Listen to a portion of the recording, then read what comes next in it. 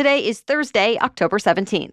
We'll tell you how both Harris and Trump are looking to capture the support of undecided voters with less than 20 days to go until Election Day, and what to know about a record settlement, likely ending a quarter-century of lawsuits against the most populous archdiocese in the U.S. Also, what we know so far about the death of a former member of the group One Direction. Plus, why 3 major tech companies are now investing in nuclear energy, which high-end fashion brand helped with NASA's first redesigned spacesuit in 4 decades.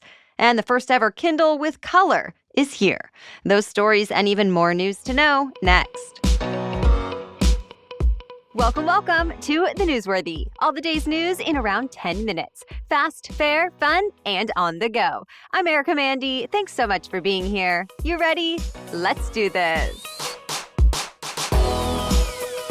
Well, both former President Donald Trump and Vice President Kamala Harris looked to court voters through Fox News yesterday, and they both held events trying to appeal to those still undecided. The first to air on Fox News was former President Trump in a town hall with a pretty friendly audience of women that mostly seemed to support him.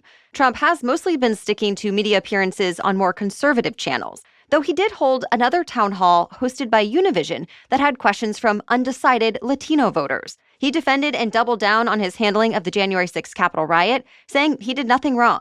And he stood by claims about Haitian migrants eating pets, despite no evidence to support it. He did not shy away from saying he will secure the border, but he also took a softer tone than he has in the past. For example, he did not mention plans for mass deportations. Vice President Harris only recently started doing more in-depth media interviews, and last night's sit-down with Fox News was a contentious one, as anchor Brett Baer pressed her on issues and often interrupted her answers. Asked repeatedly about the Biden administration's immigration policies, Harris said she's more solution-focused than Trump and tried to distance herself from previous, more liberal positions. When asked about Biden's mental faculties, Harris did not directly answer the question, but she also more firmly said her presidency would not be a continuation of Biden's. Earlier yesterday, she held an event with Republicans that support her.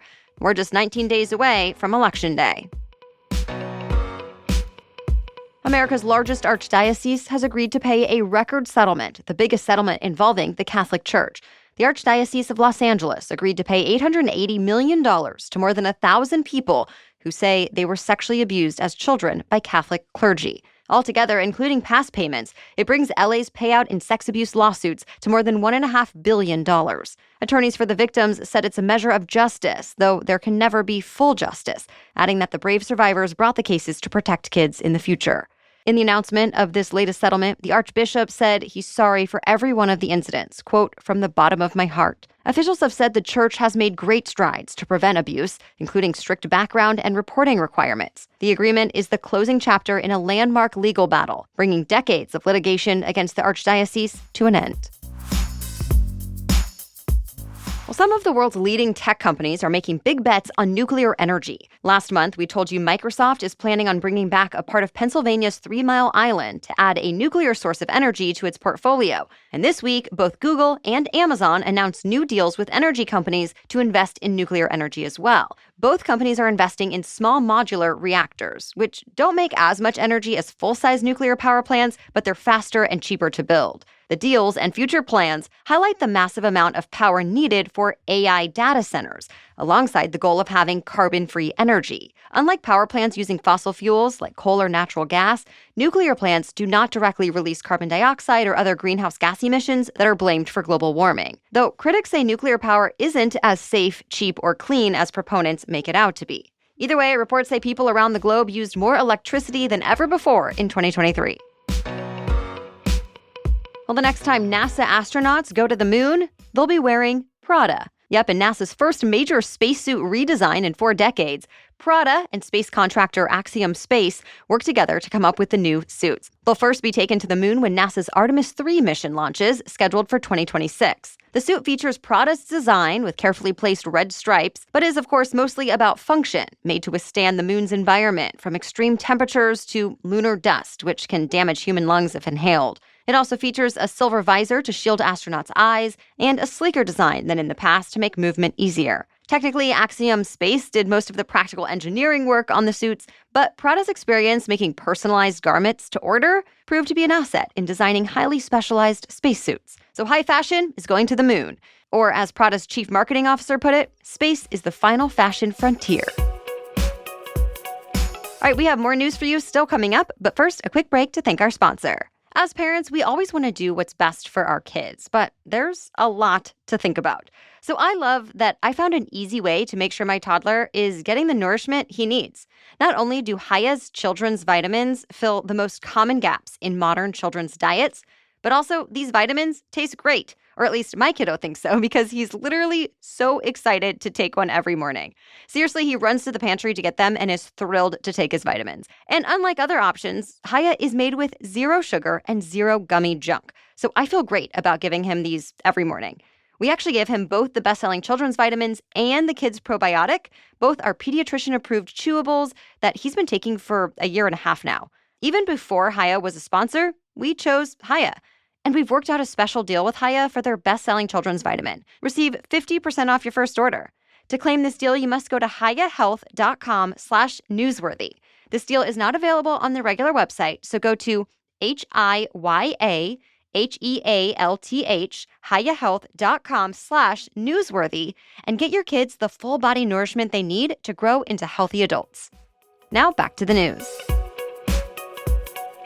A so-called click-to-cancel rule has now been finalized, meant to make it just as easy to cancel a subscription or membership as it is to sign up. This new rule is aimed at subscriptions and memberships that auto-renew unless you take action to stop them. The FTC said it gets roughly 70 complaints a day about charges that are too difficult to cancel or that people did not realize they had signed up for. This is part of a broader effort by the White House to crack down on common consumer complaints. But critics, including the U.S. Chamber of Commerce, argue the FTC is overstepping and trying to micromanage business decisions. It says it'll end up costing consumers more money. Either way, this newly finalized federal rule now says companies cannot misrepresent the goods or services in their marketing, must get informed consent before charging the consumer, and must provide a simple way for consumers to cancel and immediately stop future charges.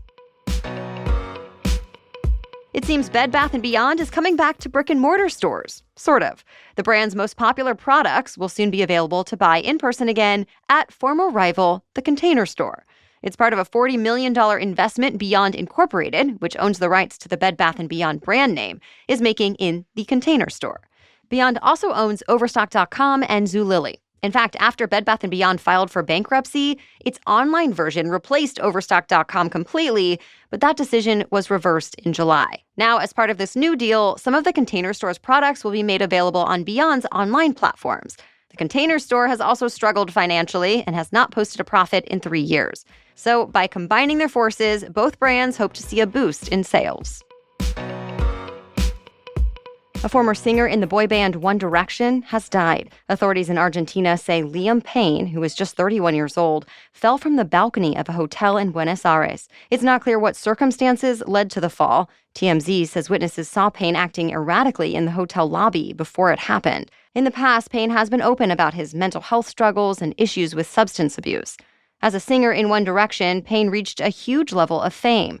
One Direction was one of the biggest boy bands in the world, scoring 29 hits on Billboard's Hot 100 chart. Payne also had a top 10 hit from his solo career. Earlier this year, he released a new single called Teardrops. Former NFL star player to NFL part owner. The Football League has approved an offer from legendary quarterback Tom Brady to become part owner of the Las Vegas Raiders.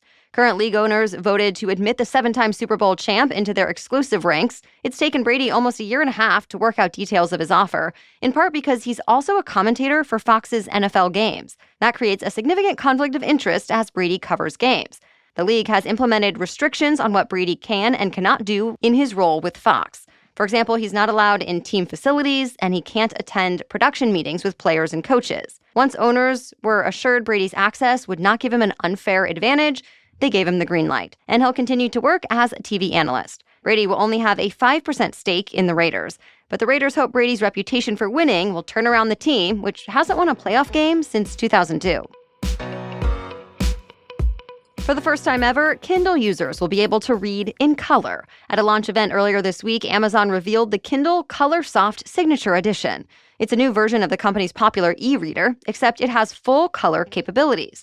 Amazon said it's been working on the technology for a long time to make sure it looked good. The Color Soft uses LED lights and special algorithms to make colors look natural and vibrant while still allowing for fast page turning. Color support means things like graphic novels and children's books can be rendered as their authors intended them. The Kindle Color Soft costs $280 and is available for pre-order now. It will ship out at the end of the month.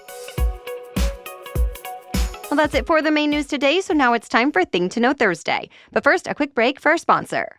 Even when we do everything we can to take care of ourselves, sometimes we need a little extra support to keep us healthy or help us recover. We all deserve a team of experts who care, and when it comes to our health, there is no compromise. Don't go back to that doctor who makes you feel bad or uncomfortable. Instead, check out ZocDoc. ZocDoc is a free app and website where you can search and compare high-quality, in-network doctors, choose the right one for your needs, and click to instantly book an appointment. We're talking about in-network appointments with more than 100,000 healthcare providers across every specialty, from mental health to dental health, eye care to skin care, and much more. Plus, ZocDoc appointments happen fast, typically within 24 to 72 hours of booking. You can even score same-day appointments. I check ZocDoc anytime I'm looking for a new doctor to support my most valuable asset, my health. So stop putting off those doctor's appointments and go to ZocDoc.com/newsworthy to find and instantly book a top-rated doctor today. That's ZocDoc.com/newsworthy. ZocDoc.com/newsworthy. Now back to Thing to Know Thursday. So for decades, life expectancy in America and other parts of the developed world has been increasing. But some scientists think we're approaching the limit of how long people can live. A recent study looking at life expectancy for people born between 1990 and 2019 found that, yes, the number of years someone could expect to live did go up, but the rate it went up slowed down, meaning we're not making the same longevity gains due to medical and scientific advancements as we used to. One researcher even predicted where life expectancy would wind up, barring some kind of revolutionary breakthrough. 87 years on average. That's 84 for men and 90 for women. The good news is that more people can expect to reach that average life expectancy thanks to better cancer treatments and medical care. It's just not very likely that people will begin to live until, say, age 150 with any regularity. Of course, not everyone agrees with the conclusions of this study. Some scientists say more preventative medicine and healthier lifestyles could slow the onset of aging, extending lifespans. And others hold out hope that someone will find a way to slow down the aging process itself. So, to be continued. All right, thank you so much for listening today and making us part of your daily routines. If you'd like to further support our work here, consider becoming a Newsworthy Insider. You can listen ad-free on any podcast app and start with a free trial at thenewsworthy.com/insider. And Wondery Plus subscribers can listen to episodes of The Newsworthy ad-free in the Wondery app. We'll catch you up on more news to know tomorrow. Until then, have a great day.